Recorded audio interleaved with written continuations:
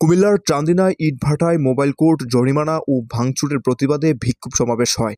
এর আগে প্রধান উপদেষ্টা এবং পরিবেশ, বন ও জলবায়ু পরিবর্তন মন্ত্রণালয়ের উপদেষ্টা বরাবর স্মারকলিপি প্রদান করেন বাংলাদেশ ইট প্রস্তুতকারী মালিক সমিতি চান্দিনা শাখার নেতৃবৃন্দ। মঙ্গলবার 4 মার্চ দুপুরে চান্দিনা উপজেলার নির্বাহী অফিসার ইউনু নাজিয়া হোসেনের নিকট স্মারকলিপি প্রদান করেন তারা।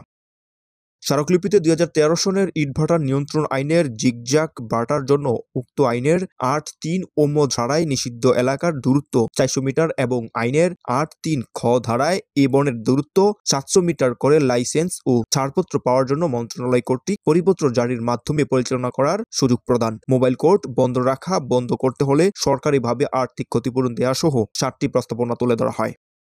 স্মারকলিপি ও বিক্ষোভ সমাবেশে উপস্থিত ছিলেন HN ব্রিক্স এর মোহাম্মদ হারুনুর রশিদ চেয়ারম্যান, হাজি ব্রিক্স এর মোহাম্মদ মনির হোসেন, RNR ব্রিক্স এর মোহাম্মদ আলমগীর হোসেন, রয়্যাল ব্রিক্স এর মোহাম্মদ মঞ্জুর রহমান, SKB ব্রিক্স এর মোহাম্মদ শাহরিয়ার, RMB ব্রিক্স এর মিজানুর রহমান, বিসমিল্লাহ ব্রিক্স এর আনিসুর রহমান, পুবালি ব্রিক্স এর মোহাম্মদ এনায়েত, এমরান ব্রিক্স এর চেঙ্গিস।